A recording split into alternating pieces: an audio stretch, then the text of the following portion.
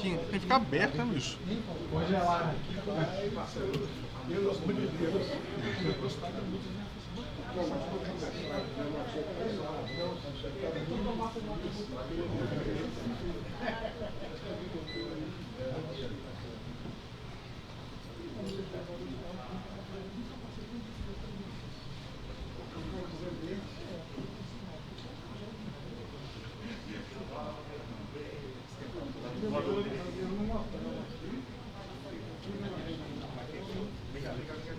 Aqui.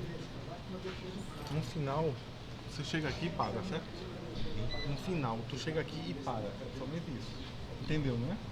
E legal o computador, né? Não, aqui. Aperta aqui. Aperta aqui, ó. Está gravando? Tá gravando. Ah, certo?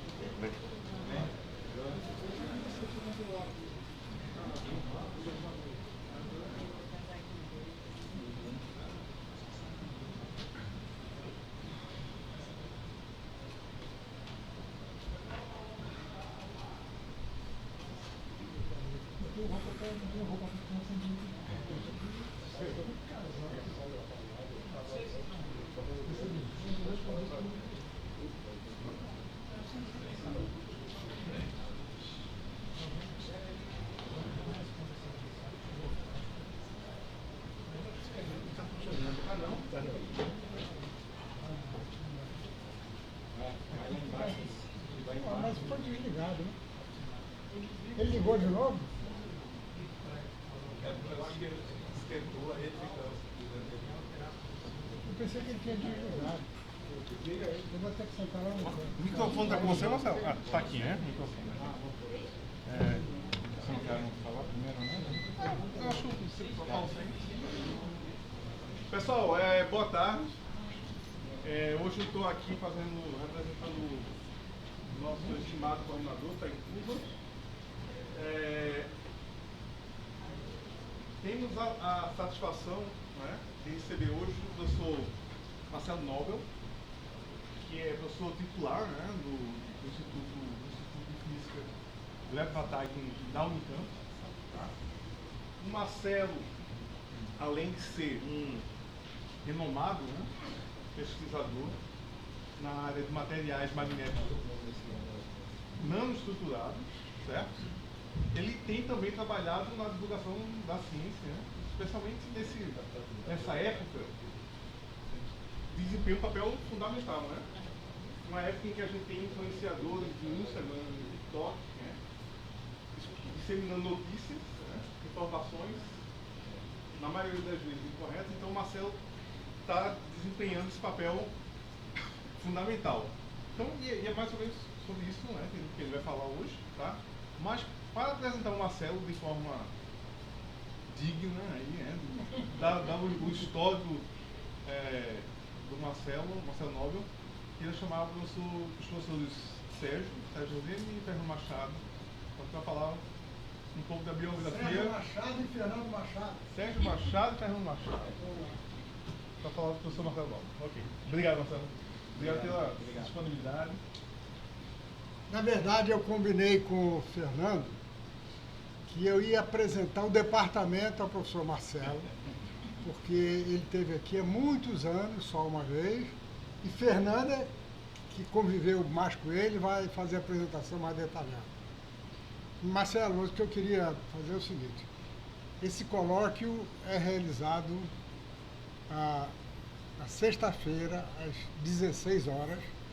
Você sabe que é muito comum, na sexta-feira, as pessoas irem embora 2, 3 horas. Então, uma maneira de prender a atenção do pessoal até mais tarde é exatamente ter uma atividade regular. E ele existe há mais de 40 anos. A data exata, Cid é que sabe, ele guarda essas datas bem. Mas há 3 anos, em 2021, o departamento completou 50 anos de oficialmente criado, porque o Instituto de Física da Universidade Federal de Pernambuco foi criado na reforma universitária de 1968, chamava Instituto de Física e tinha 2 departamentos, um chamava Departamento A e o Departamento B. e só tinha engenheiros, não tinha um físico. Até que o departamento começou em 1971, com a chegada de Maurício Coutinho, Fittipaldi, Cid, Marco Gameiro, depois eu. E para comemorar os 50 anos de 2021, coordenado por Fernando Machado, mas com grande participação minha e de Cid, e muitos professores, resolvemos fazer um livro. O livro tem 4 autores, nós não somos autores oficiais de nenhum deles, mas nós ajudamos diretamente a construir o livro. E ele não chama a história do departamento de física porque a física em Pernambuco começou no século XVII. Você sabe que Pernambuco tem mania de grandeza, né? Pô, bem, está escrito em livros, não escritos por pernambucanos, que o laboratório de astronomia que tinha em cima da casa de Maurício Nassau foi o primeiro laboratório de física da América Latina. Né? Então o livro começa com um capítulo sobre a física no século XVII, é um professor que trabalha em História da Ciência que escreveu. Aí o capítulo 2 é sobre Luiz Freire, que foi o grande incentivador da física. Ele incentivou Leite Lopes e vários outros físicos a entrar na física. O 3 é a Escola de Engenharia, já com a presença dos 5 estudantes de engenharia, do qual Rios também era um deles, né? Só que Rios não veio em 71, ele veio depois. E aí, a partir do 4, 5, 6, 7 é que tem a história do departamento. Então, nós queremos oficialmente, como você trabalha a história da ciência, a história da física no Recife. Obrigado. Satisfação que nós damos esse livro. E Fernando agora vai completar esse introito longo, te apresentando com mais detalhes. Obrigado.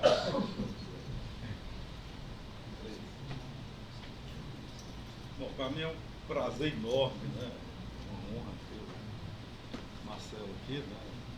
Eu, Sérgio disse, conheço há muito tempo. Na verdade, quando eu voltei, né, do doutorado no Marcelo, em 88, né? Em 88, eu fui trabalhar na Unicamp, né? Fiz concurso, fui trabalhar no laboratório e o Marcelo era estudante ainda, estava terminando a graduação. Quer dizer, ele estava no mestrado, né, mas ele fez doutorado direto. Né? E a Reiko, que foi a orientadora dele, rasgava elogios. Né? Não na frente do Paulo, né, João Paulo Sinek, nem dos outros, mas confidenciava, né, de que o Marcelo realmente tinha um diferencial. Então, de fato, isso se mostrou pelo que eu vou comentar. Né? Eu apenas anotei alguns números que são mais próximos a nós entendemos mais, alguns dados, né? Porque o currículo dele é extenso, né? Não precisaria, nem dá para falar de improviso, né? E muito menos omitir, né? Alguma dessas informações. Até eu fiz uma filazinha aqui no celular, né? Ele terminou o doutorado direto em 92, aí fez 2 pós-doutorados, né? Um na Espanha, né? E um na Itália, né? Na Espanha foi no Instituto de Magnetismo Aplicado, né? E na Itália foi no Instituto Eletrotécnico Nacional Galileu Ferrari. Ele é livre docente desde 2000, professor titular desde 2007, é pesquisador no nível 1A, né, do CNPq, já publicou pelo menos que se ele atualizou o Lattes, né, 368 artigos, né, científicos, né, já publicou 32 capítulos de livros, formou 15 mestres e 8 doutores, supervisionou 6 pós-docs, né, tem mais de cerca de 13.500 citações, tem um índice H, né, que é aquele indica quantos artigos a gente tem citado até um patamar de 56, né? Ele atua também como editor-chefe do jornal mais importante de magnetismo, da área de magnetismo, que é o Journal of Magnetism Magnetic Materials. Ele tem um interesse também muito grande, né, na popularização da ciência, né, essa interação ciência-sociedade. E ele foi o principal articulador, né, foi idealizador do Museu Exploratório de Ciências, né, americano. Ele foi editor-chefe da Ciência e Cultura da SBPC, foi vice-presidente da SBF, foi pró-reitor de graduação, né? Imagina aí o trabalho que isso não deu. E depois foi reitor também, né? Entre outros cargos que ele contribuiu, né, para a administração, mas esses aí são dois assim, que realmente mostram um grau de dificuldade bem maior. E foi diretor do Laboratório Nacional, né, de Nanotecnologia. Eu, pelo tanto que ele fez, né, eu nunca vi um cartão de visita do Marcelo, mas acho que deve estar escrito assim, né, meu nome é trabalho, né, porque ele está sempre atuando, escrevendo em revistas sobre diversos temas, né, e, portanto, ele é uma pessoa realmente dedicada, né, apesar da pouca idade, né, eu já estava olhando, são 56 anos apenas, e conseguiu fazer tudo isso nessa. E ele vai, por conta dessa interesse, né, da ciência com a sociedade, né, entre vários outros temas que ele tem abordado, ele está tratando também dessa questão do combate ao negacionismo, né, por meio da ciência, né. Ele também fala um pouco por meio da universidade, o que é a universidade, ele está comentando há pouco, vai escrever um livro em breve, né, está saindo para fazer isso, né, sobre esses temas, né. Então, além de continuar muito ativo, né, continua publicando, né, nos temas de física, como magneto de impedância gigante, que aí por isso que eu acompanhei muito os trabalhos dele, né, dos temas que ele trabalhou, mas sempre com nanomagnetismo, nanoestrutura, nanomagnetismo e fenômenos em magnetismo. Então, Marcelo, muito obrigado aí por ter vindo. Obrigado.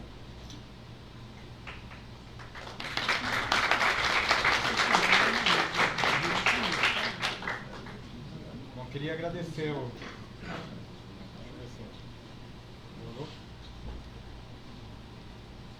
Funciona? Não. Acho que já está ligado aqui. Acho que tem que ligar. Tá ligado aqui? Tá.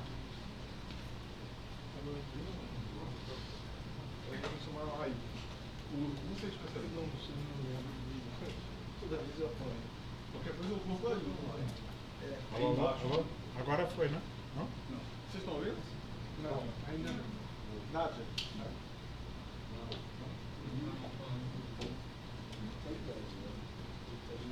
O estabilizador está ligado, Lúcio? Acho que está embaixo, está desligado. Estabilizador. O estabilizador está bem ligado. Chama os físicos experimentais aí para... Não, tem manual aí. Chegou a testar antes? Tem um lá, não estava funcionando. Não, acho que eles... Microfone não testamos, na verdade.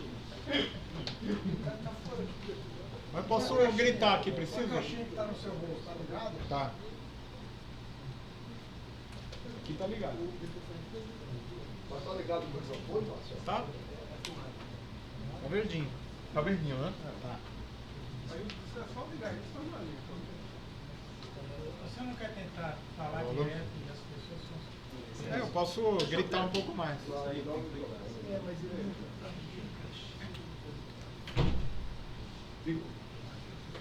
Alô, alô? Agora sim? É tomada. Tomada?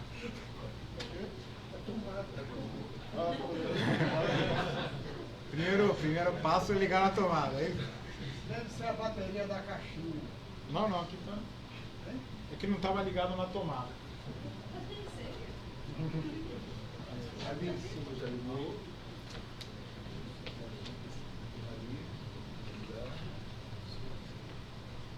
Nada ainda? Alô, alô?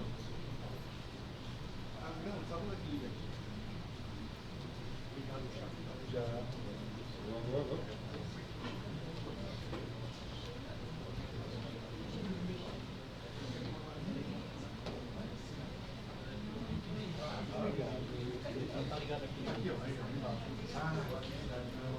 Esse cara ali? Aonde? Isso aqui é vídeo.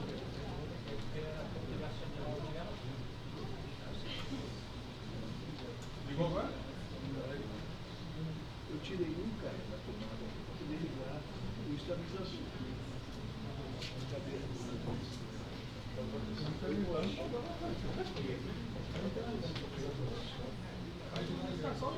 Tem nada? Ah, então deixa eu só ligar. Eu vou ligar o debate.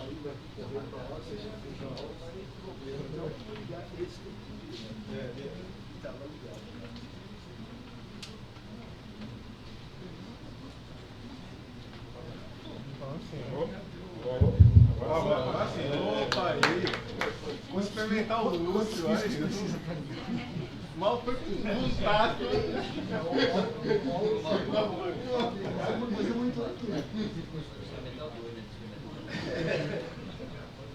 Exato. Muito bem.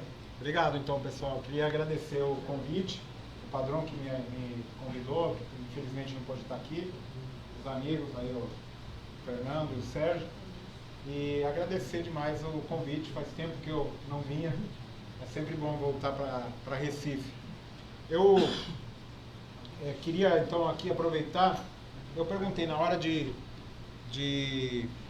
ser convidado, eu ofereci uma série de possibilidades, inclusive um pouco de física, de magnetismo, mas eu acho que esse tema que eu estou apresentando, ele tem uma atualidade, uma relevância cada vez maior, e eu acho que é importante para os estudantes que estão aqui a gente discutir um pouco esses temas.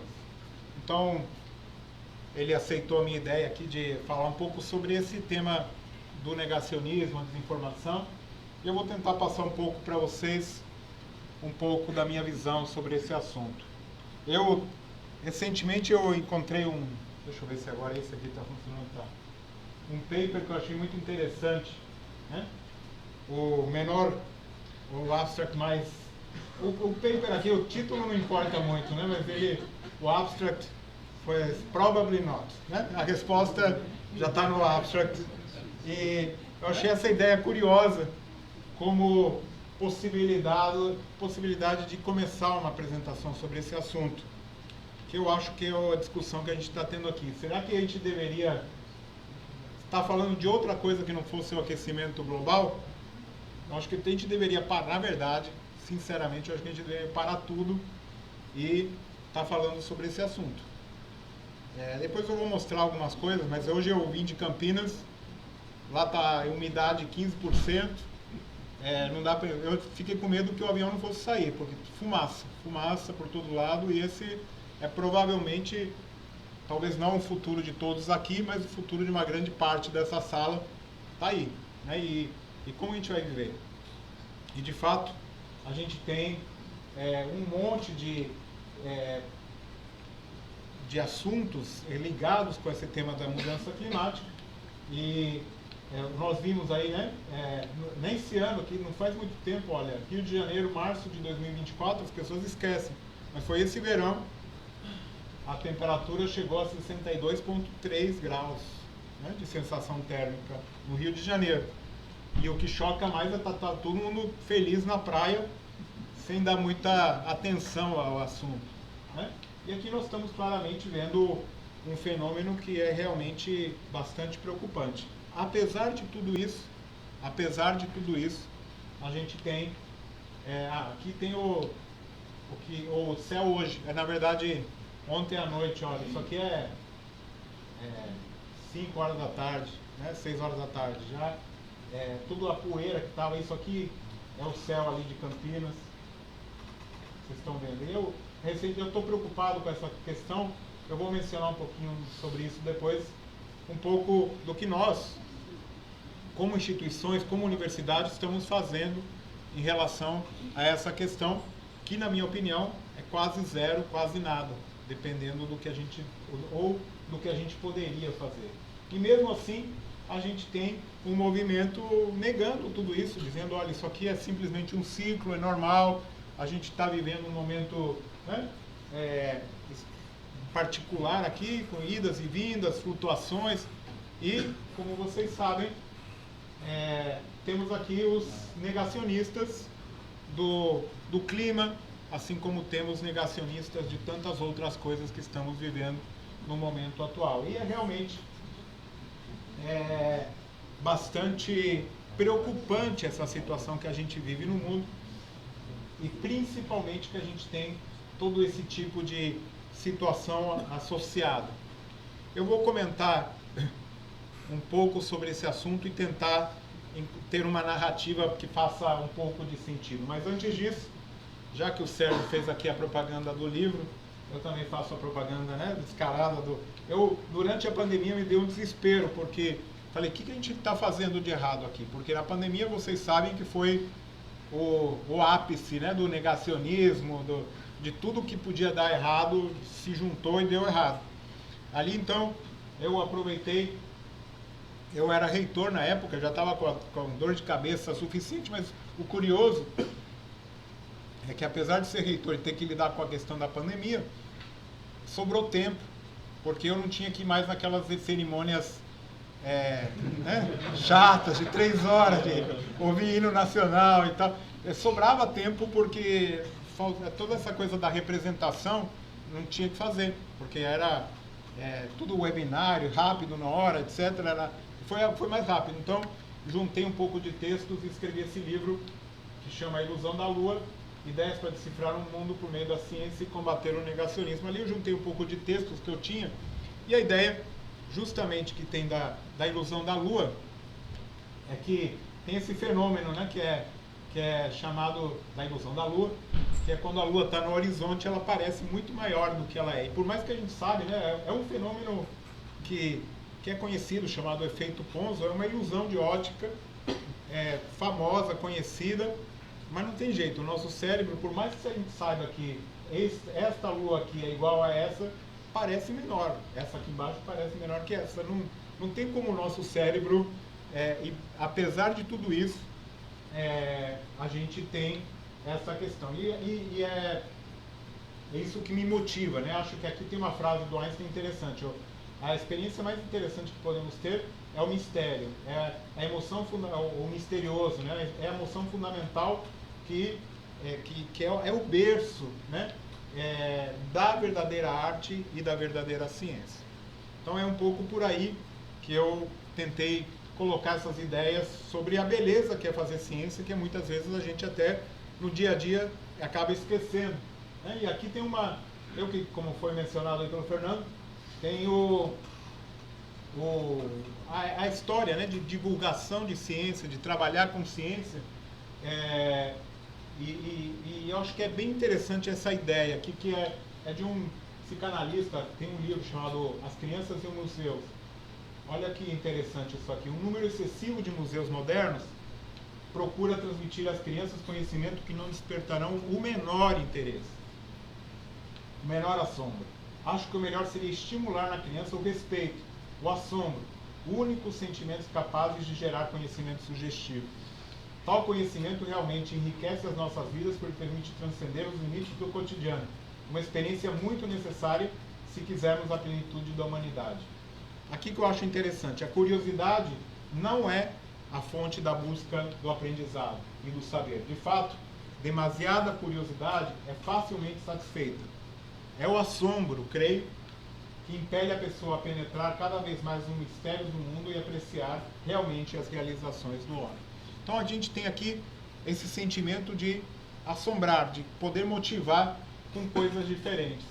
E é um pouco nesse sentido que eu procuro sempre lembrar, quando a gente está no dia a dia fazendo ciência, que aqui a maioria acredito que é o que faz, a gente acaba esquecendo da beleza que tem a ciência e do quão interessante ela é. Aqui tem uma capa da revista Science, ela é um pouquinho mais antiga, 2005, mas eles mantêm essa página toda atualizada. Eles fizeram aqui 125 questões que a ciência não sabe responder. Das questões fundamentais. Ainda não, nenhuma delas a gente sabe responder, porque são questões complexas, difíceis. Mas para isso mesmo, a gente precisa ter mais gente fazendo ciência, mais gente desenvolvendo ciência. Então a gente sabe, às vezes, muito menos do interior da Terra do que o nascimento do universo. Ou a gente sabe muito pouco sobre o funcionamento dos nossos cérebros, como a memória é guardada, recuperada e assim por diante. Então nós temos muitas questões interessantes de ciência que ainda são um mistério, que ainda são interessantes, que tem muita coisa por descobrir. E quando a gente anda por aí, a gente encontra muita ciência aqui, ciência colocada entre aspas, né? Olha isso aqui era um cabeleireiro que tinha do lado da minha casa, lá em Campinas, né? Photon Higher One, ondulado ao liso na velocidade da luz, né? Aqui vários, ó, isso aqui eu tirei aqui em Recife, num shopping que eu estava aqui na época, tinha isso aqui também. Cabelos hidratados na velocidade da luz. Tem um monte de, a gente não percebe, mas tem um monte de ciência aqui, entre aspas, colocada no nosso cotidiano, no nosso dia a dia, sem necessariamente ser muito clara. Isso aqui eu achei o máximo. Eu vou ler para vocês que está um pouco... Isso aqui é leitura de sala de espera de médico, né? Então eu tinha essa revista, eu peguei isso aqui, eu achei o máximo. Isso aqui, olha só, isso é o clássico, né? Chega de se preocupar com o inchaço pós-balada, aqui para a juventude, certo? O rosto e as bolsas dos olhos são reduzidos quando o creme é utilizado. Dividimos dois grupos, um deles usou o creme e o outro grupo usou um placebo. Todos foram para uma festa e na manhã seguinte o grupo que usou o creme com ativos estava com aspecto significativamente melhor. E aí, se interessou por esse creme? Veja, a pseudociência já está chegando num patamar de riqueza que até grupo controle eles fazem, né? Então, não tem ideia aqui de quanto que é o grupo, do que é um aspecto significativamente melhor, mas parece ciência, parece científico. Naturalmente, aqui quando você vai comprar esse creme, vai gastar o seu dinheiro com uma bobagem que não serve para nada, problema seu. O problema é que essa linha delimitando o que é problema nosso e o que é problema de todos é muito tênue, muito tênue. O exemplo aqui, não muito antigo também, março de 2018, o Ministério de Saúde inclui 10 novas práticas integrativas no SUS. Vocês sabem o que é isso? O SUS hoje tem tudo isso aqui preconizado no SUS, que eu estou pagando com o meu imposto, vocês estão pagando com o imposto de vocês. Então, essas são as novas. Apiterapia, alguém sabe o que é isso?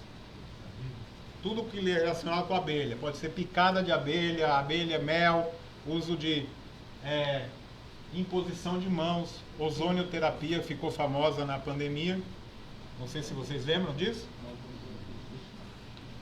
Aqui, ó. Né?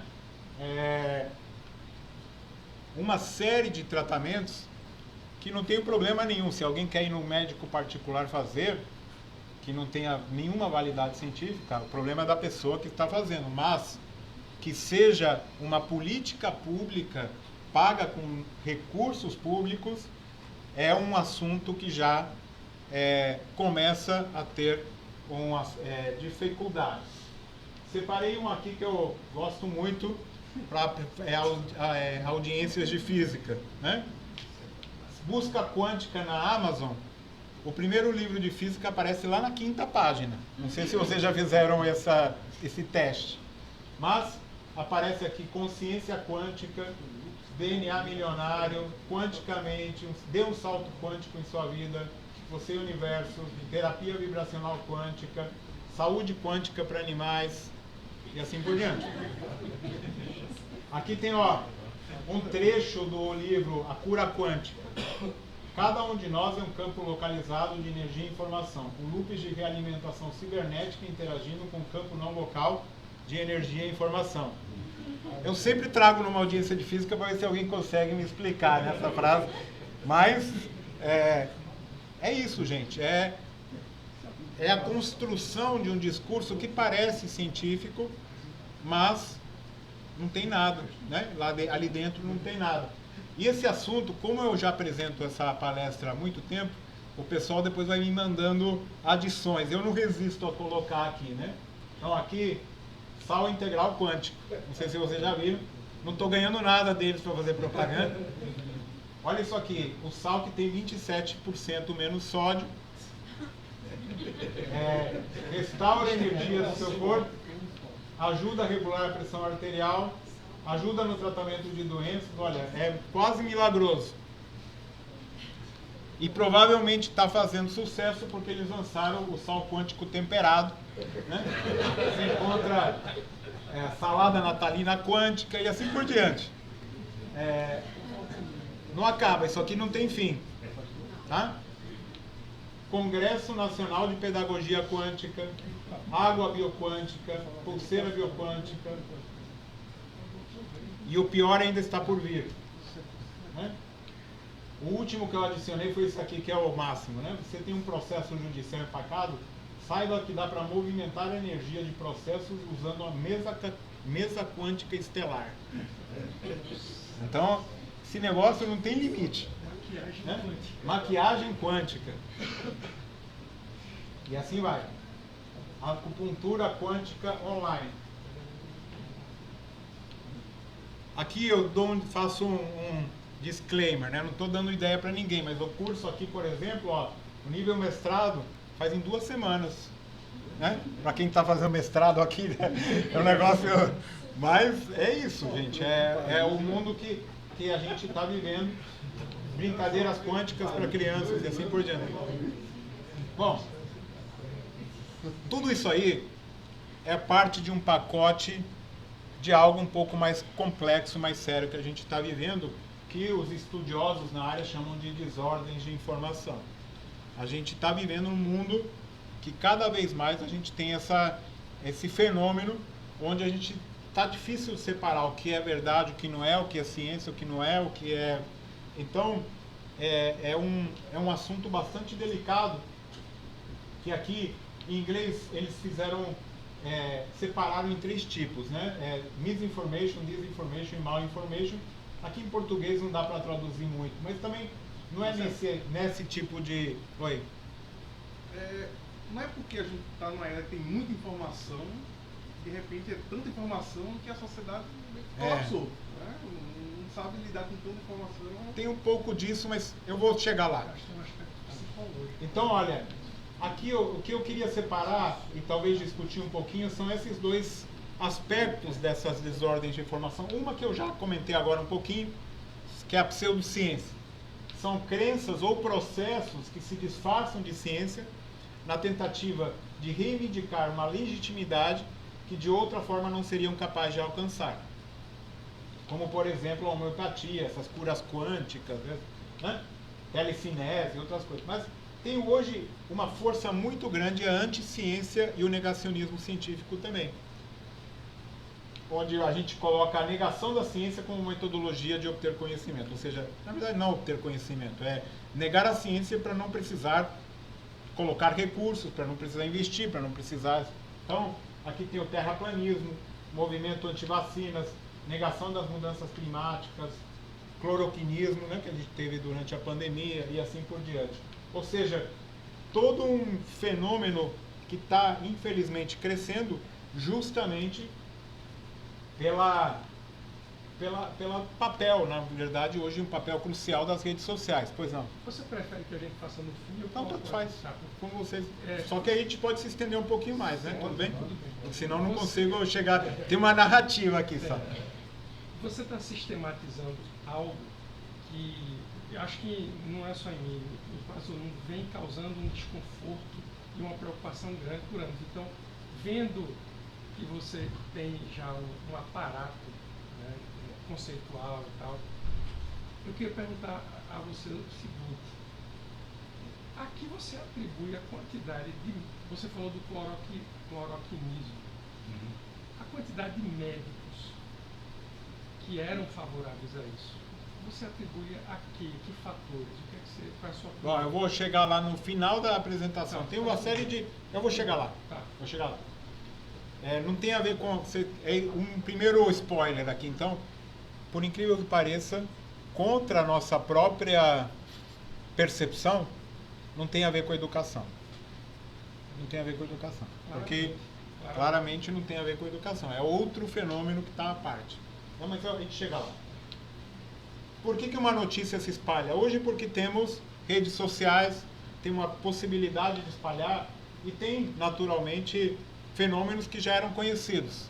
Uma notícia ruim vendia mais jornal, sempre vende. A manchete é chamativa justamente porque vende mais, porque notícia ruim chama mais atenção. Os aspectos sociais, você pertence, encontrar um grupo a que você pertence, aspectos psicológicos, os sentimentos versus a razão, a dificuldade de entender que a informação é falsa, a confirmação e o reforço de crenças, a viralização, porque chama mais atenção, uma notícia ruim, tem uma série de fenômenos.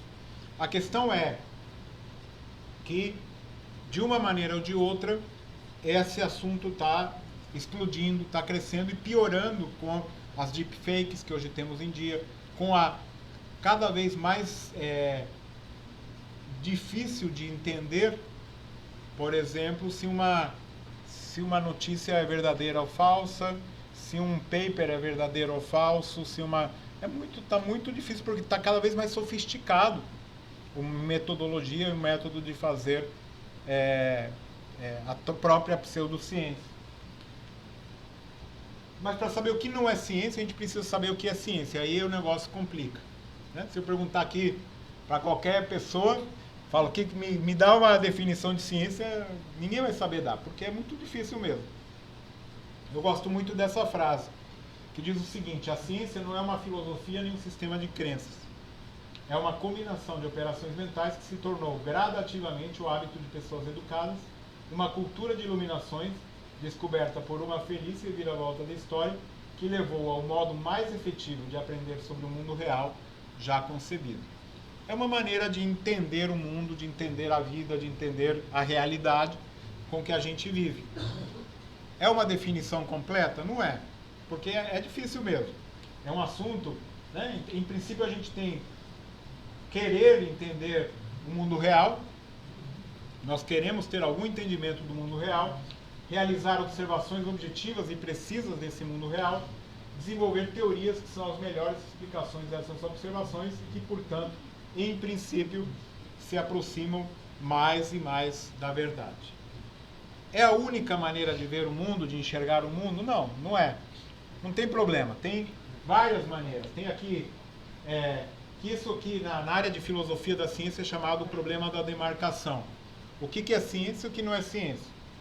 E você pode ter visões de mundo que são científicas, outras que não são científicas, como, por exemplo, a arte, a literatura, a própria filosofia, outras maneiras de enxergar o mundo não científicas, mas o que a gente está discutindo aqui são essas daqui, que não são científicas, mas querem parecer científicas. Então, nesse local aí meio estranho. E, por isso mesmo, é nesta questão que a gente vai deparar. E eu não tenho aqui nenhuma intenção de, numa apresentação tão curta, passar por séculos aqui de história da ciência, da filosofia da ciência em particular, que justamente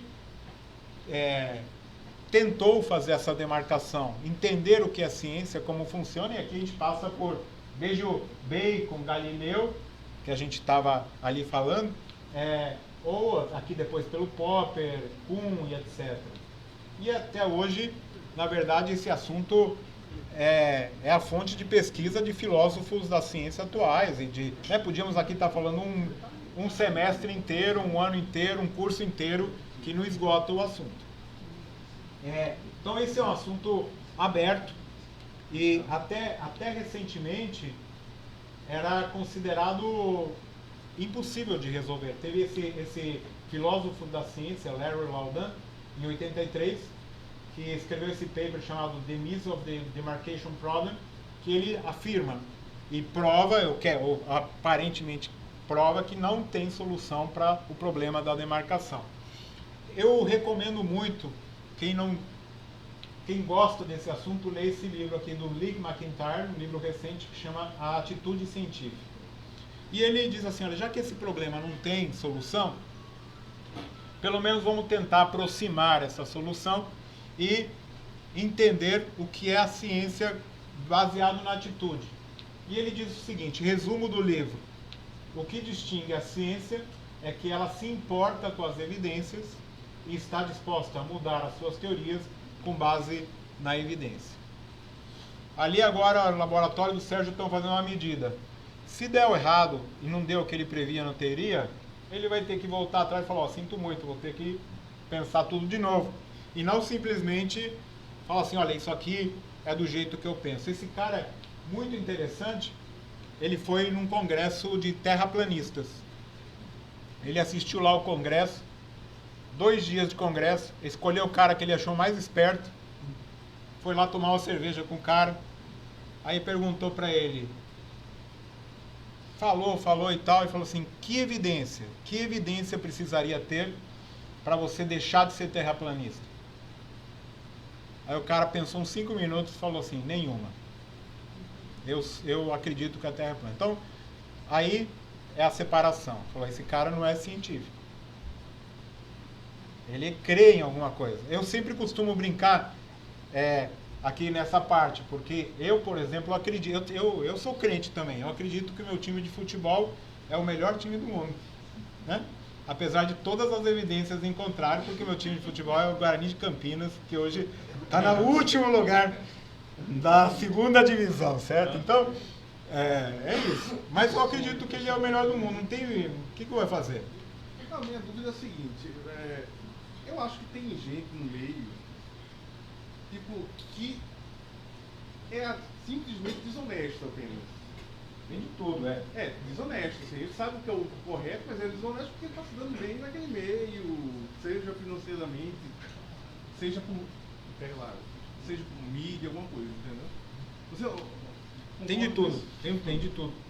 Aqui tem desonestos, tem pessoas que são realmente desavisadas ou inocentes, ou que acreditam realmente, às vezes a força da crença é tão forte que faz coisas milagrosas, né? Você consegue coisas interessantes, acreditando muito no assunto. Mas tem muita gente que é realmente desonesta, porque o sistema também leva um pouco a isso, muitas vezes, né? Às vezes você ali investiu, só para falar algumas coisas que eu vi hoje, né? 5 meses alinhando lá o teu laser e depois o negócio deu errado, você fala, pô, quer saber, vou aqui, tenho que terminar meu mestrado, deixa eu... né?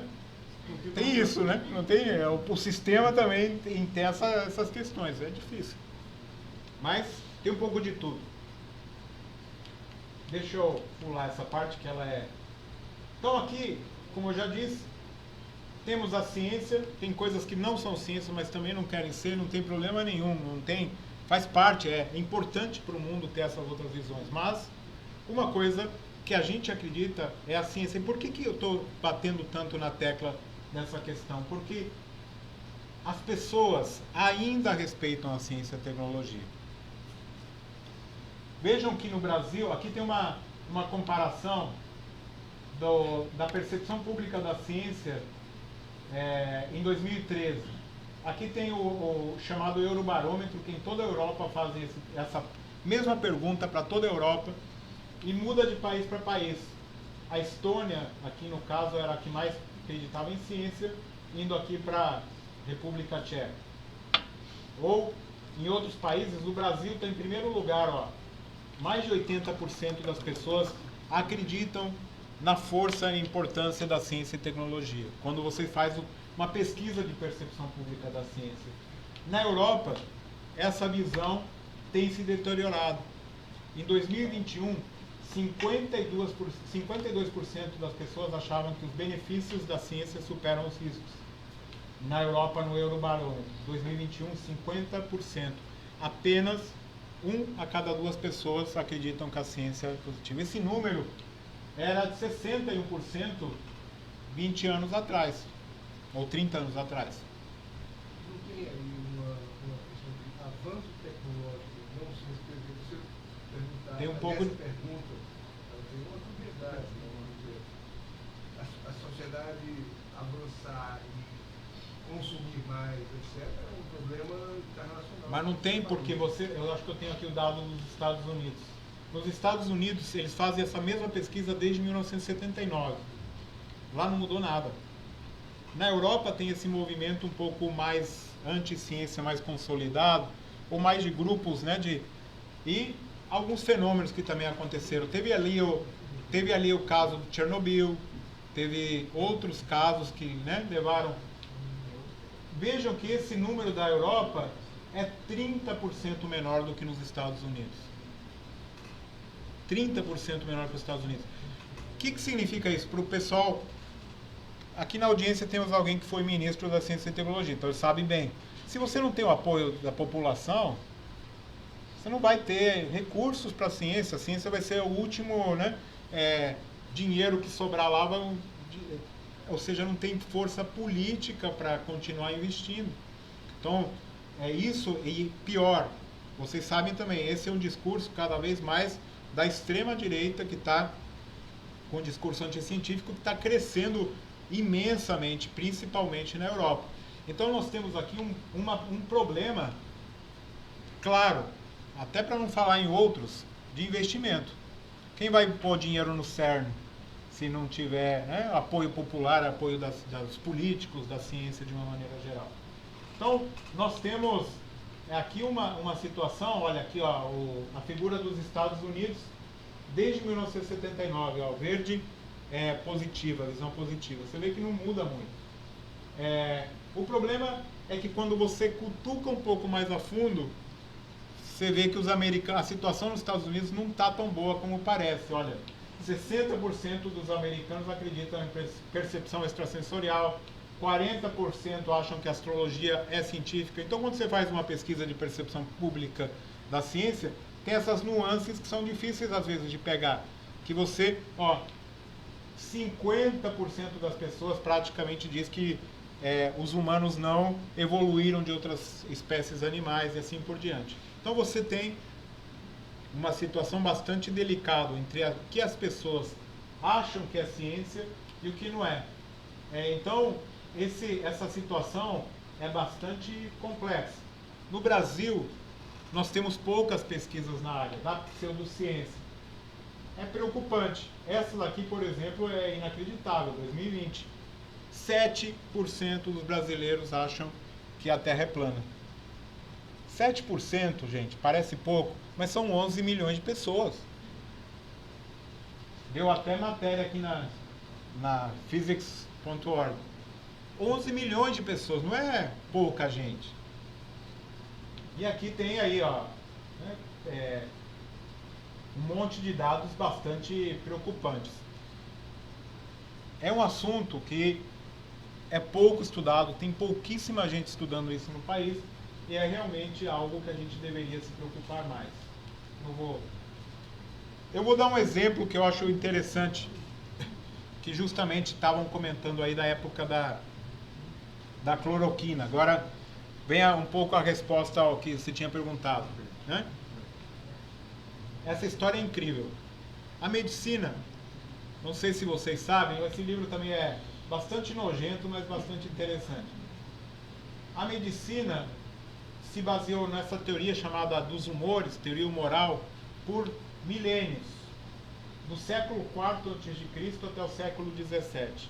Essa teoria dizia que a condição de saúde dos seres humanos era devido ao equilíbrio entre 4 fluidos corporais: o sangue, fleuma, bilis amarela e bilis negra. E com isso, quando você ficava doente, faziam aquelas coisas bem nojentas, como né? Eu não vou nem falar aqui. Então, sangrias e essas coisas piores. Então, o que acontece? A medicina se baseou nisso, né? Era pseudociência, podemos dizer hoje. Não, talvez a ciência daquela época. E somente aqui, olha, no século XIX é que começou a ter alguma mudança, né? Com essa história famosa dessa questão do hospital. Não sei se vocês já ouviram falar, né, só de lavar as mãos, né? Porque os médicos antes iam para a sala de parto direto da aula de anatomia. Então o cara estava mexendo lá no corpo, né, com os alunos e tal, ia direto para fazer um parto sem lavar a mão. Com isso morriam 99% das mulheres morriam. Então, só de observar, foi o primeiro experimento de controle que houve sem querer, porque uma ala era atendida por médicos, a outra ala era atendida só por enfermeiros. E a ala que tinha só enfermeiros morriam menos mulheres do que a ala com médicos. E com isso percebeu-se que só de lavar a mão melhorava a mortalidade materna. E com isso desenvolveu, aí, a partir disso veio o Lister, né, com princípios de antisepsia, simplesmente limpar a faca antes de operar, coisas desse tipo. E com isso, a medicina começou a nascer. De fato, primeiro, 1895, né, com a descoberta do raio-x, aqui eu destaquei, outro dia eu estava dando essa aula, até os anos 50, gente, nos Estados Unidos, se usava raio-x na loja de sapato para verificar o tamanho do pé. Vocês imaginam o que morreu de vendedor de sapato de radiação? Olha isso. Essa máquina aqui, né? X-ray fitting. Então, você vê que o desenvolvimento da ciência às vezes demora um tempo. E aqui, o nascimento da medicina moderna foi ontem, 1928, com a descoberta da penicilina. Com a descoberta da penicilina que você começa a ter procedimentos mais científicos e assim por diante, é considerado o nascimento da medicina moderna. Vejam que isso tem menos de um século. Então, houve uma evolução de algo que é uma pseudociência para uma ciência. Mas nem tudo são flores, né?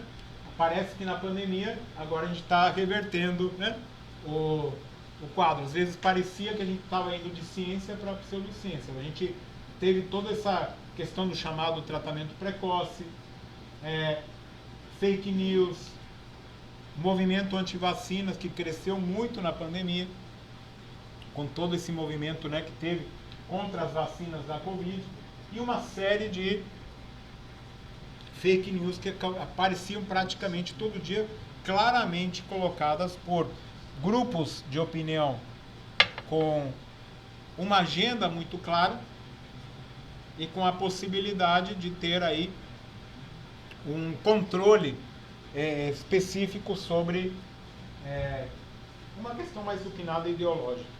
Então isso daqui eu vou comentar depois, não tem nada a ver com quem são as pessoas, como são, mas elas simplesmente funcionam como um efeito de manada mesmo, um efeito de grupo, né, que as pessoas acabam se sentindo protegidas pelos seus pares da maneira com que eles atuam.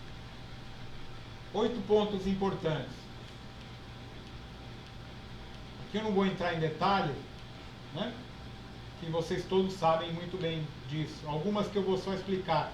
Você não necessariamente uma história, uma anedota, alguma coisa que você recebeu no teu WhatsApp significa que tenha validade científica. A linguagem científica não faz ciência, como a gente já viu no caso da quântica ali atrás. Frases claras, frases fortes não necessariamente são verdadeiras. Não adianta o cara falar, olha, eu tenho 30 anos de prática médica, eu sei o que é bom para os meus pacientes. Pode não saber. A heresia não é igual à correteza. Por que eu quero dizer isso? Tipicamente um pseudocientista fala assim, eu sei que ninguém me compreende, mas também não compreenderam o Galileu, não compreenderam, né, o Copérnico. Eu sou incompreendido. A gente tem que lembrar, pessoal, que para cada Galileu, para cada Copérnico, provavelmente teve milhares de malucos que não entraram para a história. Tá? Então, é um pouco essa a ideia. Rumores não são iguais à realidade, o inexplicado não é inexplicável, e não necessariamente a correlação significa causa e efeito. Muitas vezes não é, porque tem outros fenômenos envolvidos. E o caso da cloroquina foi justamente esse. É uma compreensão dessa questão. Você tomando cloroquina, ou tomando cachaça, ou tomando vinho branco, ou vinho tinto, você ia ficar, 99% das pessoas iam ficar curadas igual, 1% ia morrer, né? E tomando qualquer coisa. Isso foi usado como uma prática mal feita de que aquilo eventualmente servia. E as coincidências muitas vezes não implicam em conexão. Mas onde que eu quero chegar? Por que a gente precisa se importar? Vocês sabem aqui, todo mundo aqui sabe que fazer ciência é um trabalho árduo. Para não dizer, muitas vezes chato, difícil, complexo.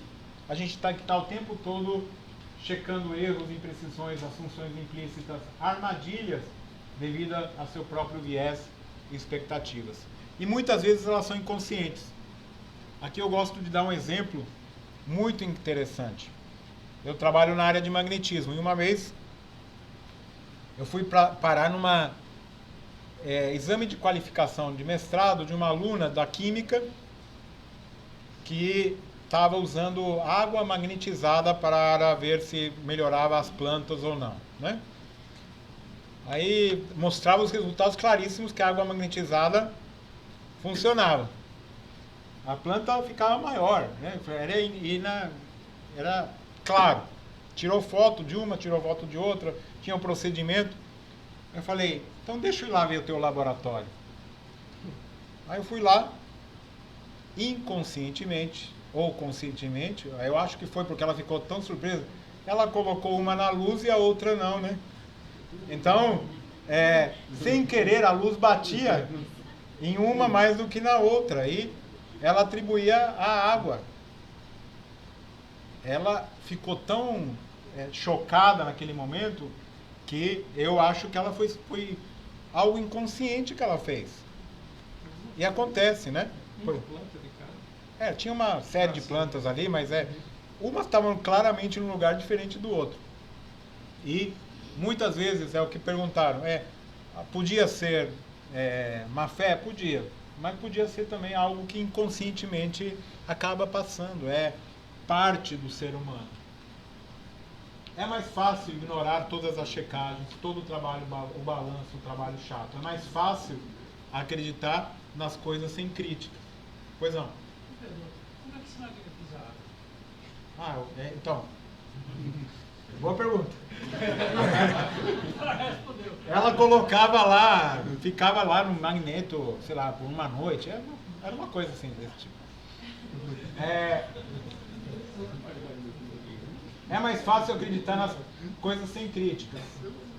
E a realidade para nós é que a vida, para a maioria das pessoas, está boa sem entender a diferença entre a ciência e a pseudociência.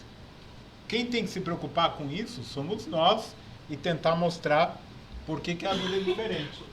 Como eu disse e comentei com vocês, para fazer um curso, por exemplo, para ser terapeuta Reiki, já ouviram falar o que é Reiki? Esse negócio de imposição de mãos?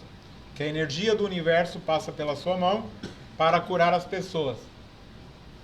Para ser terapeuta Reiki, basta um curso de um fim de semana na Sociedade Brasileira de Terapeuta Reiki. Um curso de um fim de semana. Pensa num cara que vai fazer medicina. Na Unicamp, medicina, hoje tem 350 candidatos por vaga. Tipicamente os meninos lá fazem 2, 3, 4 anos de cursinho. Fazem 6 anos de curso. 3 anos de residência. Ralam pra caramba para chegar a ser médico ali, trabalhar um plantão, não sei o quê. Depois de 10, 12, 15 anos de formação. Ali um fim de semana. De novo, não estou dando ideia para ninguém. Quero que fique bem claro. E lá no site vocês olham lá e dizem, olha, inclusive pode fazer o tratamento é permitido até o tratamento por telefone. Como vai fazer isso por telefone, também não sei. Como água magnetizada, também não sei como funciona, mas é assim. E é isso que é o apelo da pseudociência. Aqui, ó, bem-vindos ao curso de astronomia. Alguma pergunta antes de começar? O que é astronomia diferente da astrologia? Um monte de matemática. E aí vai todo mundo embora, certo? Essa é um pouco a realidade que a gente vive. Por quê? Porque as pessoas acreditam em evidências anedóticas. Acreditam. Não reconhecem que a correlação não necessariamente implica em causalidade. Não sabem da importância de uma amostra de controle. E às vezes, como eu mostrei lá no exemplo anterior, às vezes mesmo tendo a pseudociência, hoje tem amostras de controle e tudo, né? Papel da aleatoriedade, da coincidência, o efeito placebo, esse sim, é um efeito cientificamente comprovado. o analfabetismo científico, a falta de crença na ciência em alguns casos, e principalmente a incapacidade de sujeitar as crenças a um teste mais rigoroso. Isso é algo bastante comum. Eu não vou aqui entrar em detalhes, que eu já comentei, mas depois eu passo a apresentação para quem quiser. Esse teste aqui do Baloney Detection Kit foi introduzido pelo Carl Sagan nesse livro que é fantástico. Quem não leu, é um clássico, né? O Mundo Assombrado pelos Demônios. E aqui é um pouco isso, né? Tem os 7 indícios de pseudociência, que eu já comentei um pouquinho durante a apresentação. Esse é algo que eu não tinha comentado ainda, que fazem o status quo se defender. Lembre que o ônus da prova deve ser daqueles que fazem afirmações extraordinárias que não são aceitas por todos. Muito comum, alguém que fala uma bobagem, né, sem tamanho, fala assim: prova que eu estou errado. Não, eu não tenho que provar que você está errado, é você que tem que provar que está certo, né? Você que está falando uma coisa, né, inacreditável. Então, esse ônus da prova é uma característica muito comum, né, dos pseudocientistas. Comparam-se a outsiders e hereges famosos, baseiam-se em rumores e muitas vezes, se não é explicado, não é a mesma coisa que inexplicável. Então, isso aqui tem vários autores que têm trabalhado com esse assunto, que eu aqui não vou entrar em detalhe. Onde eu quero chegar? O que nós aqui podemos fazer, porque isso afeta a todos nós. Eu gosto também muito dessa frase, ó: pensar é um trabalho que exige habilidade. Não é verdade que estamos naturalmente capacitados com a capacidade de pensar claramente, logicamente, sem aprender como e sem praticar. Pessoas com mentes não treinadas não deveriam esperar pensar claramente e logicamente, mais do que pessoas que nunca aprenderam, nunca praticaram, podem esperar a ser bons carpinteiros, bons jogadores de golfe, bons jogadores de bridge, bons pianistas. Tudo exige treino, tudo exige aprendizado, tudo exige treino, inclusive pensar criticamente. Temos uma coisa chamada imunidade ideológica. Então nós temos aqui, as pessoas possuem uma imunidade ideológica pela qual raramente mudam as suas crenças mais fundamentais. Eu achei esse desenho que está muito bom. Ó.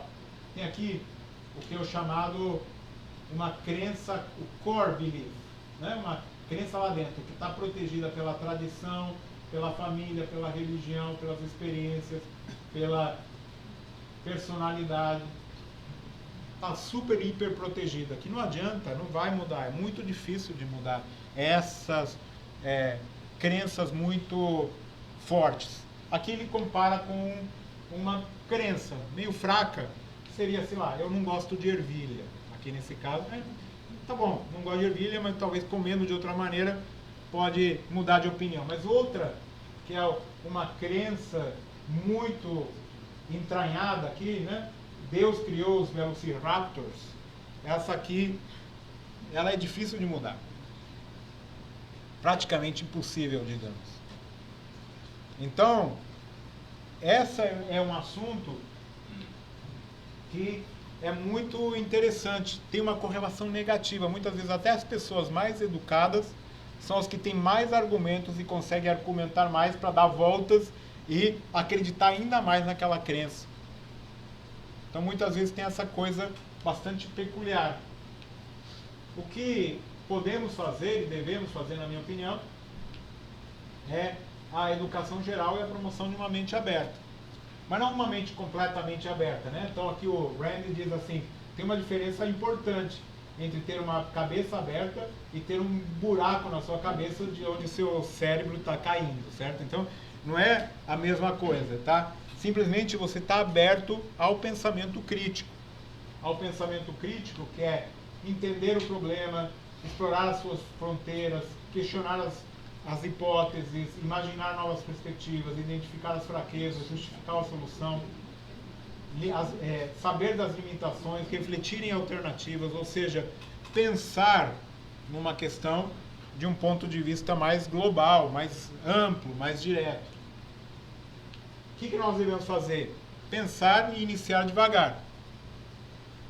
Cada passo ajuda. Aqui principalmente para o pessoal que está atuando, que é jovem. Ficar de olho, desafiar a mídia, os políticos, quando eles tenderem para a pseudociência. Ser sempre correto.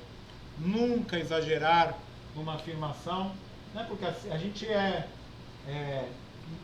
um pouco visto, e não sem razão, como extremamente arrogantes, né? No momento em que discute e conversa com a sociedade sobre essas questões. Desafiar os estudantes, os amigos, o grupo da família.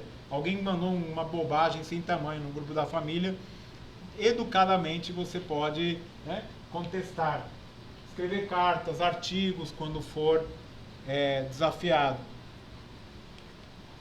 Nós temos aqui o papel e a responsabilidade de todos. Dos cientistas, estudantes, dos comunicadores da ciência, aqueles que fazem a política. Mas, de fato, já para ir concluindo, eu acho que nós temos aqui uma questão fundamental, que é o papel da academia. Nós, como instituições, como universidade, estamos fazendo muito pouco. Nós estamos fazendo abaixo do que poderíamos fazer. Eu dou um exemplo concreto. Isso aqui é a foto que eu já mostrei. A gente entende muito pouco a comunicação com esta nova geração que está aí. Meu filho está no 5º ano de economia. Quando voltou da pandemia, eu perguntei para ele, o que está achando das aulas? Tal, voltou? Tá legal? Ele falou, não, tá horroroso, tá chato pra caramba. Eu falei, por quê? Ué, porque eu assisti as aulas em casa, de shorts, deitado lá, velocidade 2 vezes. Essas aulas estão muito devagar, né? É isso que ele me falou.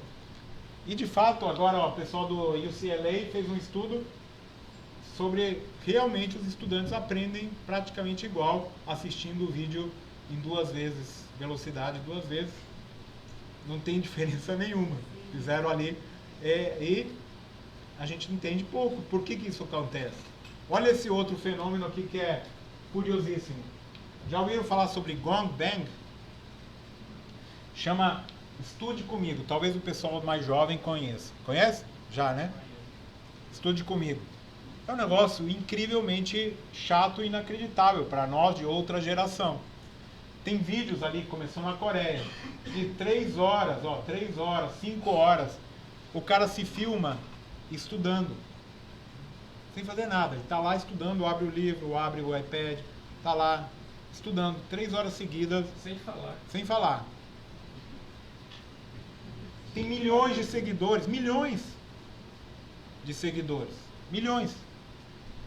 As pessoas, alguém aqui já usou, provavelmente sim.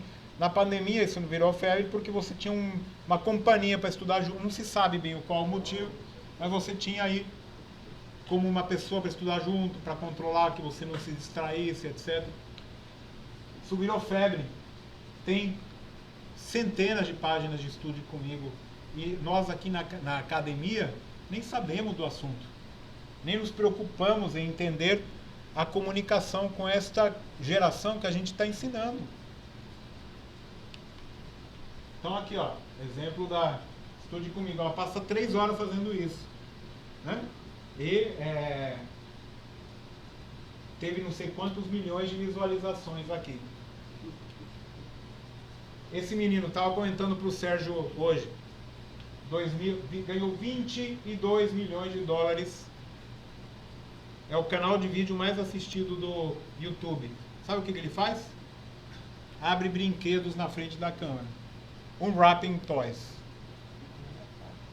22 milhões de dólares. Quem dera eu tivesse tido essa ideia antes, né? Mas, menino de 8 anos.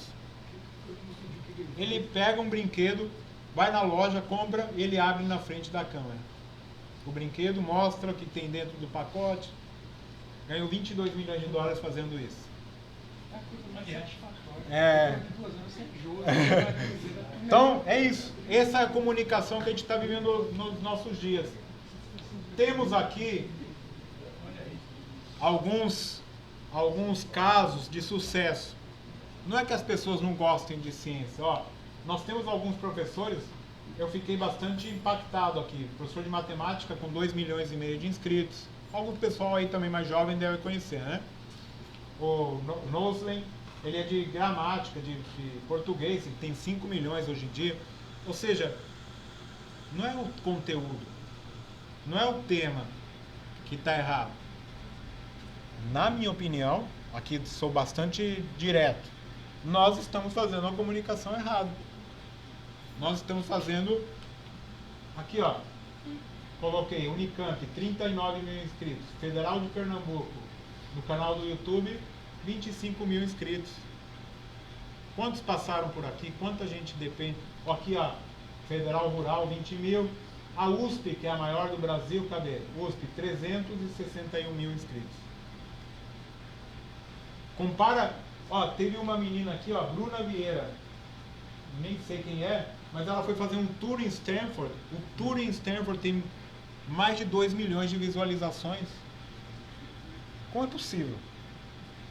Ou ela está fazendo algo que nós não estamos sabendo fazer. Pois não?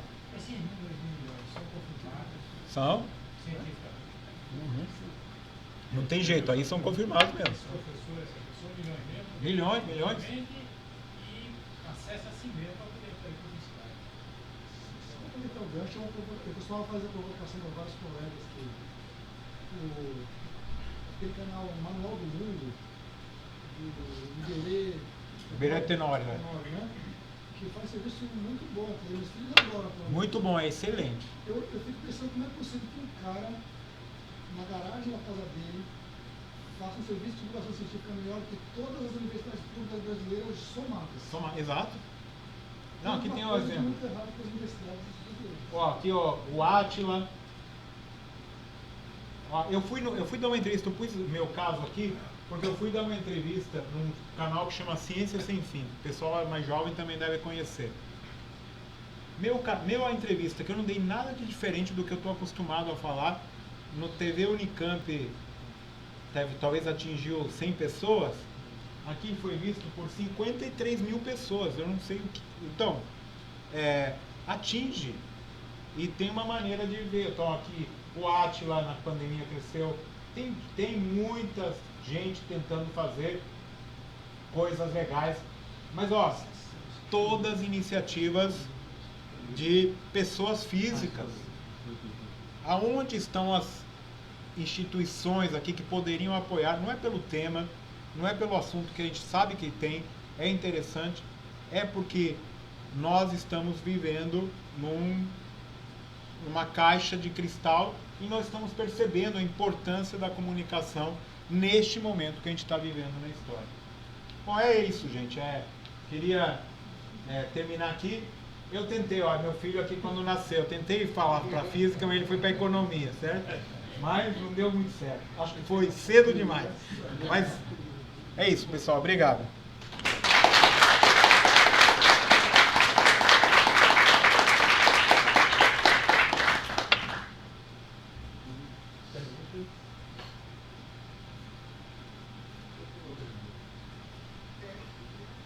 Você podia comentar sobre o Papa? Porque eu me lembro que tem algumas empresas que trabalham no sentido de, por exemplo, negar o aquecimento global. E são contratados, é um serviço das empresas. Sim. Você podia comentar sobre isso? Olha, isso tem um assunto complicado, porque você tem não só essas empresas contratadas por exemplo, empresas petroleiras que têm interesse em manter a atividade do petróleo, ou empresas farmacêuticas, ou empresas de cigarro. Tem todos esses grupos, né, mas tem hoje em dia também todo um fenômeno mais complexo ainda, que é um movimento articulado nas redes sociais, também com muito dinheiro envolvido do ponto de vista da política. A gente já sabe que teve um papel relevante na eleição do Trump nos Estados Unidos, todo aquele fenômeno ali que aconteceu de fake news sobre a Hillary Clinton, etc. E é um fenômeno que cada vez é mais forte. E é toda uma coisa que acontece num submundo que muitas vezes a gente desconhece, porque a gente não vive nesse... A gente está cheio de bolhas nessas redes sociais que a gente simplesmente não circula. Eu, às vezes, me surpreendo, né, de ver esses influenciadores, sei lá, foi preso uma influenciadora, não sei o que, 5 milhões de seguidores. Eu nunca tinha ouvido falar porque nunca ouvi falar. E como é possível alguém que tem 10% do país seguindo e eu nunca ouvi falar? Então, essa é uma questão que é cada vez mais importante. Então, existem grupos que têm clareza do seu público-alvo, de onde atingir, como fazer isso, e que dominam muito bem essa questão da comunicação, fazem assim, eles lançam, por mais idiota que possa ser, lançam 200 fake news no dia. Alguma viraliza. E aí eles também não sabem a fórmula perfeita, mas é tentativa e erro. Lançam um monte. Alguma que acaba, por algum motivo, por uma palavra, por uma frase, por uma coisa que a gente também muitas vezes desconhece, acaba viralizando. Aí eles vão naquela para continuar.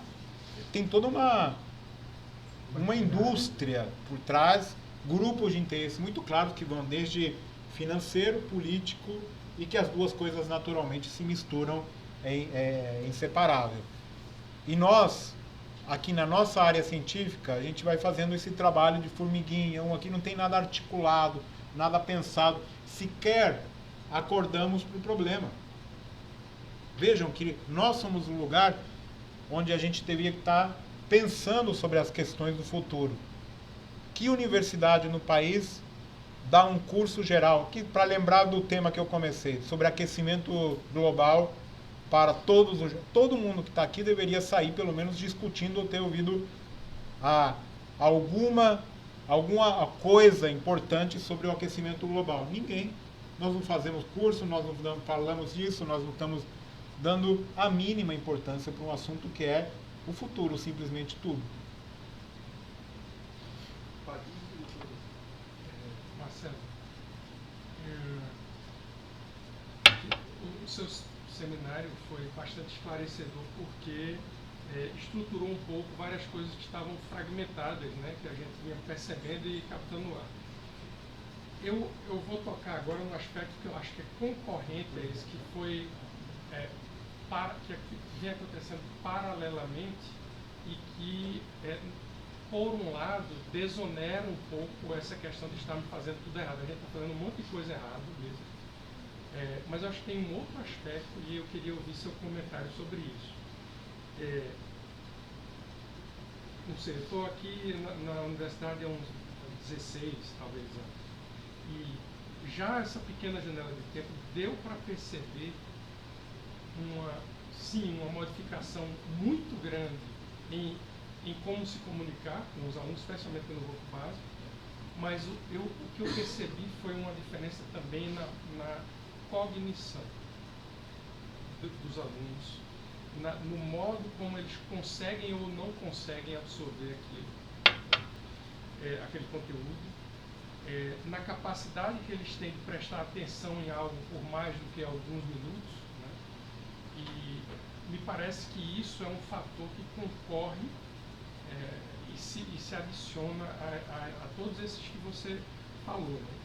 Então, e acho que isso se agravou com a velha e batida história do uso excessivo de telas, dos shorts que você vê em 10 ou 15 segundos você tem o que queria, né? E eu sabia desse dado, mas não tinha muita confiança, porque ainda não sei lhe dizer de onde ele vem, mas eu recentemente conversando com uma médica, uma neuropediatra que é professora aqui da universidade também, ela me confirmou que é um fato que realmente a cognição média da população é registrada há muito tempo e houve uma primeira queda na série histórica recentemente. Então eu queria só ouvir teu comentário, se você acha que isso também é um fator e como isso se conecta com os pontos que você abordou no seu seminário. Tudo tá tudo ligado, certamente, mas eu sinceramente acho que coisas do tempo, que a gente vai vivendo e vai trabalhando de outra maneira. A gente é outra geração.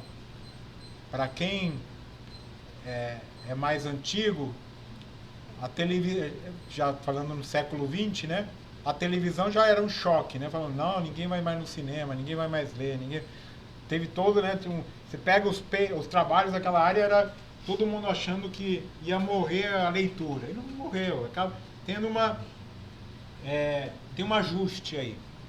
Naturalmente, a nova geração tem outra maneira de pensar e se comunicar. Por um lado, lê menos, talvez leia menos, mas em compensação consegue fazer 5 coisas ao mesmo tempo, né? Ouvir a aula, assistir um jogo, e tem essa capacidade que é incrível também. Ou assistir uma aula em 2 vezes, velocidade 2 vezes, que eu nem consigo entender o que a pessoa está falando. Mas são outras habilidades e outras cognições que vão sendo conectadas.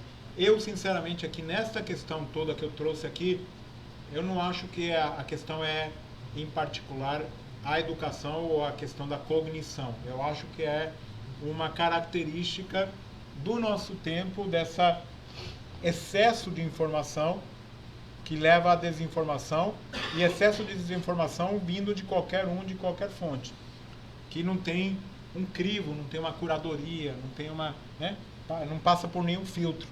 Então isso acaba sendo muito complexo de definir o que é verdade e o que é mentira. Outro dia eu me peguei, aqui talvez depois eu vou passar para os nossos especialistas em magnetismo, que eu não consegui decifrar. Eu li um paper, li e reli, porque eu achei uma bobagem sem tamanho nenhum. E eu não consegui entender se o paper é verdadeiro ou é falso. E é o seguinte, tem um trabalho científico que mostra que os cachorros, quando saem para passear, se alinham com o campo magnético da Terra para fazer as suas necessidades, né? Tem ali dados científicos que você olha, acreditando que eles são verdadeiros, mostram que se alinham. Eu não vejo nenhuma explicação plausível para que isso aconteça, mas tá lá. Eu não consegui, eu trabalho com magnetismo, trabalho na área, eu não consegui achar a falha no trabalho.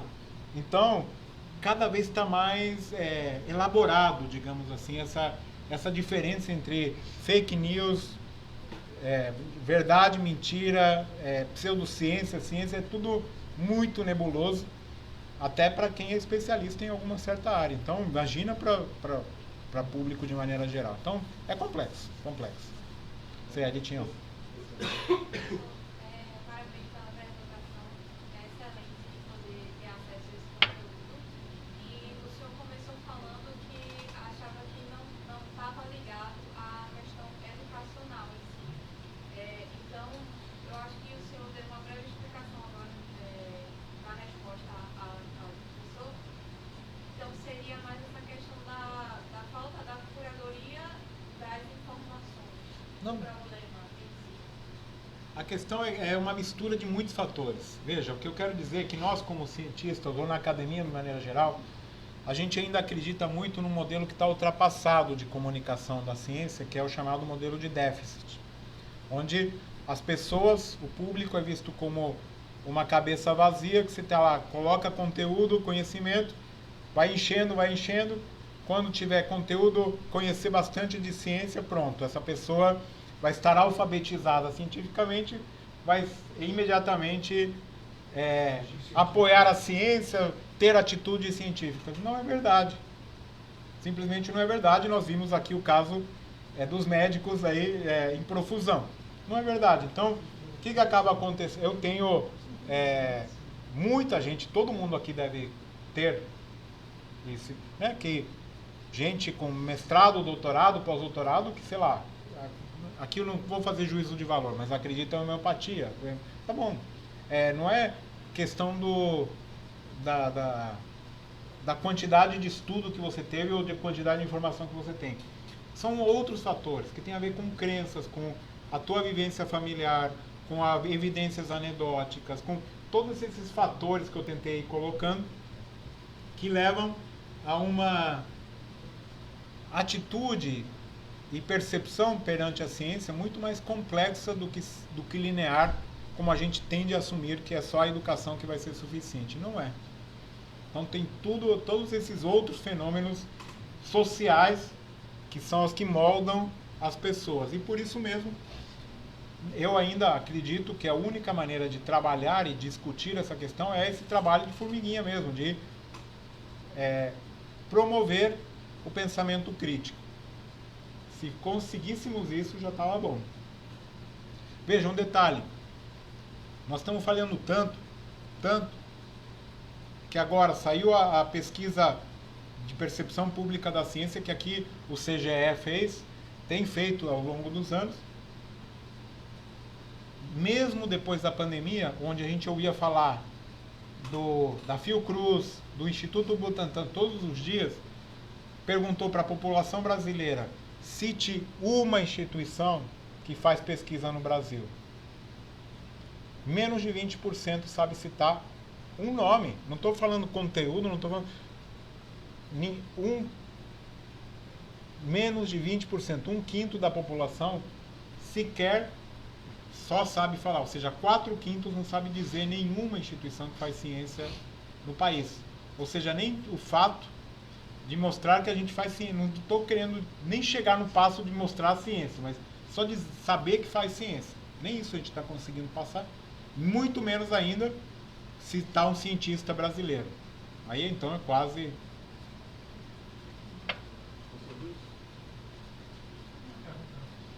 Na sua apresentação aí, dá para ver claramente duas questões ligadas à ciência e à cultura de outros aspectos, no processo civilizatório. Uma é o processo primitivo, que você vê falar em tribos que misturavam água com terra, porque sabia que a chuva tinha a ver com aquilo. Essa que você citou de causalidade, não tinha nem ideia. Mas isso aí é o processo onde a ciência vai vir depois. A outra coisa que você citou da medicina, claramente, quando o pessoal fez retrocesso recente.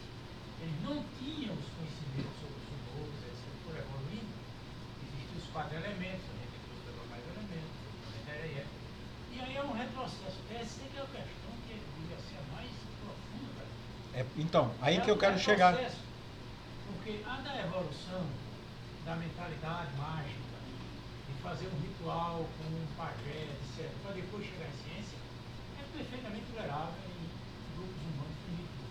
Mas está vendo agora, curiosamente, você destacou para a gente, que é retornada. Mas por isso que aí que eu quero chegar. Aí que está o X da questão. A gente, como educador, tende a achar que a educação é tudo. E não é. Tem forças mais poderosas na sociedade. Nesse caso, o corporativismo, o pertencimento a um grupo, o fato de você estar ali num ambiente, né, onde você se você não pensa daquele jeito, você está excluído. É mais forte. Pastor da igreja. Você tem um outro grupo de forças que está sendo mais forte que a ciência. Essa que é a questão. Então, na questão aí é crença contra algo que a gente, como cientista, acredita que não é crença. Nós estamos perdendo. Essa que é o ponto. Até agora a gente estava ganhando, mas agora estamos perdendo.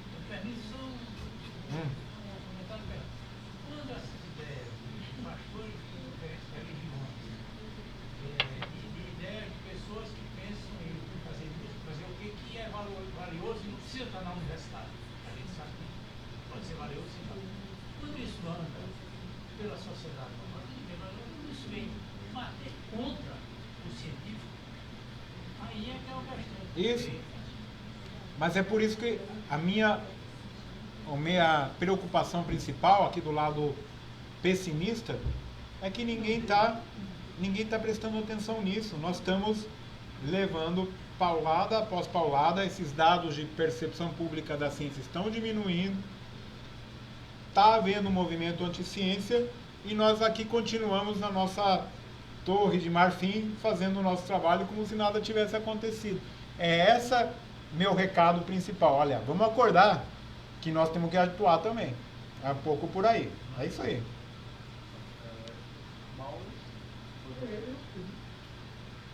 Eu gostei muito do slide que você colocou lá no começo, que você menciona o assombro como uma espécie de motriz aí do negócio. E eu compartilho essa intuição, sempre tive essa intuição, acho muito interessante isso. E acho que está um pouco por trás, é um dos vários mecanismos através dos quais um youtuber de sucesso faz mais sucesso do que canal da UFPE ou da UFPE, sei lá, né? Ele consegue pegar o cara com um mecanismo que não é um mecanismo que nós estamos acostumados a explorar cotidianamente, institucionalmente nos últimos 1000 anos aí, né? De universidade. Isso. Então, talvez, quer dizer, acho que nosso imobilismo, se você descontar o corporativismo, descontar tudo isso, ainda sobra uma falta de ferramenta, quase de paradigma de entendimento do que está acontecendo. Isso. Talvez os psicólogos pudessem ajudar um pouquinho, né? Mas não está rolando.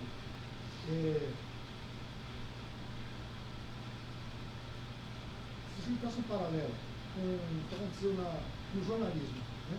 Em que os jornais, as televisões eram poucos e eram chamados gatekeepers, né?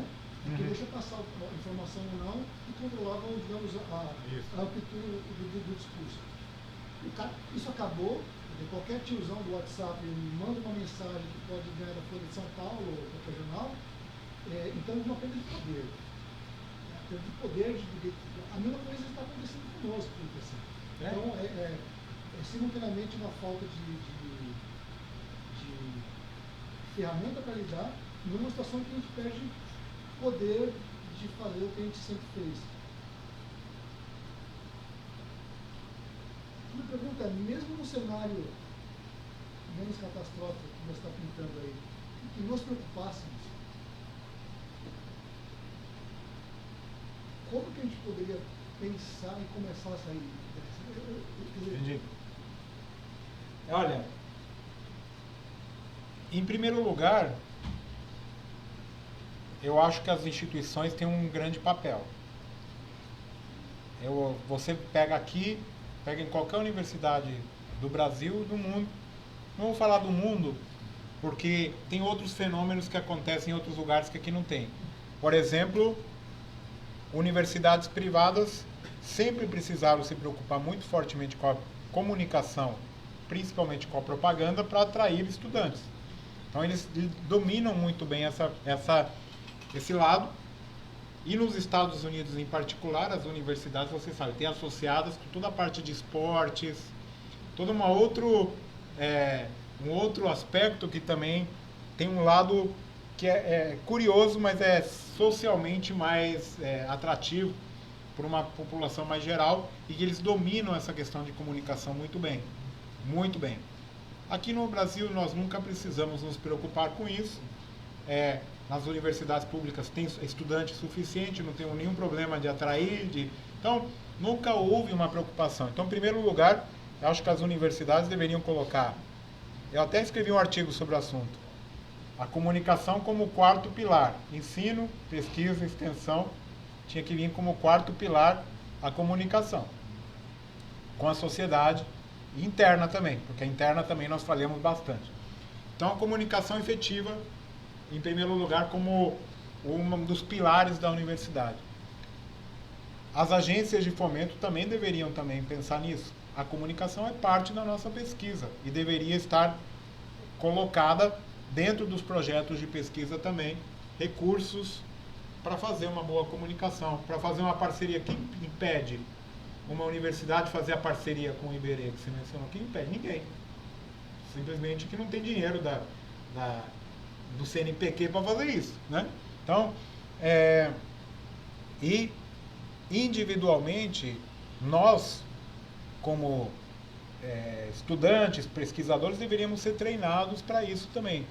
Assim como eu disse, como pensar é um trabalho que exige habilidade, comunicar bem também exige conhecimento, habilidade, treinamento. Então, a gente deveria oferecer para os nossos estudantes de graduação, de pós-graduação, formação nessa área. Nós deveríamos nos preocupar com esses temas de uma maneira mais efetiva. E depois ter reconhecimento, naturalmente, de fazer esse tipo de atividade. Eu faço porque eu sempre gostei, mas, naturalmente, no meu relatório de atividades, né, não vai contar nada. Eu vou contar um caso curioso, como foi o Fernando mencionou. Eu iniciei o Museu de Ciências da Unicamp em 2003, lá na Unicamp. Aí eu consegui um projeto da FAPESP, na época, uma fortuna maluca de conseguir R$1.800.000 para fazer uma exposição para o museu pela FAPESP.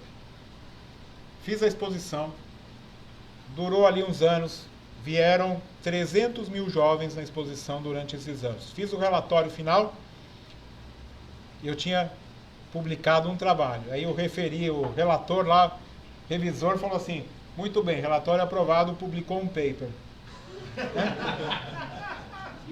Ou seja, nada a ver com o assunto que eu estava lá fazendo, que era o importante mesmo. Essa mentalidade que a gente deve mudar, de baixo para cima, de cima para baixo, no nosso dia a dia, no nosso cotidiano. É fácil fazer? Não é. Porque tem, de novo, outras forças que, vocês sabem, aqui nesse departamento, como em todos, o que ganha, né, força são os papers, as publicações. As outras atividades são bem vistas, mas até um certo limite. Né? Então, é um pouco da atitude, não sei que não é fácil, é da mudança de cultura nossa, que tem que acontecer essa mudança de cultura, senão a gente vai continuar no mesmo passo, não vai ter milagre, não vai ter milagre. Termina com o Rodrigo, né? Ótima palestra, obrigado. Então, na verdade eu tenho mais o que dizer o seguinte, com relação mais à comunicação que tem das instituições, certo, com a população em geral, eu acho que o que essas pseudociências utilizam bastante é colocar em perspectiva o desejo das pessoas. A pessoa quer ser curada ou quer curar alguma coisa. Eu acho que a universidade deveria também fazer algo semelhante a isso. O cientista é uma coisa incrível. Você investiga as coisas da natureza e você quer estudar isso. Eu acho que uma das soluções seria justamente nessa parte de comunicação, você dar essa perspectiva e, cara, você tentar trazer a maior parte da população que, eu quero ir na universidade porque é muito massa ser um cientista, ou porque a ciência é muito legal. E, com relação a isso, eu queria saber se o senhor sabe, já estuda esse tema, se em outras partes do mundo, não sei, outros países, onde a população, assim, tem um caráter mais científico, ou lê mais, ou é mais estudado, ou qualquer coisa assim, se realmente há uma mudança nesse sentido, assim. Não há. Não tem a ver com a quantidade de ciência que você sabe, a atitude perante a ciência não muda. Não tem a ver, não tem uma correlação entre uma coisa e outra. Nós acreditamos como educadores, como a gente foi sempre pensado, né? Nós gostamos de ciência, queremos passar esse gosto para os estudantes, que acreditamos que é importante, mas não é o fator de saber mais ciência não significa que vai apoiar mais a ciência. O fator de saber mais ciência não significa que não vai acreditar em pseudociência. Não tem a ver com o assunto. É um dos elementos, mas não é o único. Esse outro elemento é que a gente não sabe ainda identificar muito bem, mas existem outras forças na sociedade. Aqui foi mencionado a religião, né? Foi a política, os movimentos ideológicos, o fato de você se sentir enturmado. Muitas vezes isso é muito mais forte do que o conhecimento. Eu volto a fazer meu exemplo da analogia com o futebol, né? Tá bom, se eu for pensar racionalmente, eu não deveria torcer para o time que eu torço. Mas eu me sinto bem lá, porque eu tenho a história, porque fui da torcida, eu entro lá e tenho os meus amigos. É muito mais do que a experiência. Se eu fosse pelo futebol, eu mudaria de time eu iria pelo vencedor a cada... Não é por aí. Então, é um pouco desse assunto, eu faço analogia porque ela funciona bem. Você tem outros fatores que não é só o resultado extrínseco aqui que você encontra. Tem outros fatos que te fazem ser favorável, contra, acreditar ou não acreditar em ciências ou em outras coisas. Então é muito mais complexo, e eu não estou dizendo que isso aqui é verdade. É um assunto tão complexo que tem gente estudando, eu coloquei aqui a minha interpretação do assunto do que eu li, mas certamente tem mais gente estudando o assunto que ainda é bastante complicado de entender. Pessoal, vamos agradecer o Marcelo. Muito obrigado.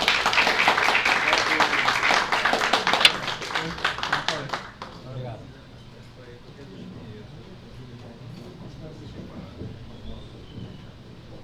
Marcelo, na Unicamp você não está conseguindo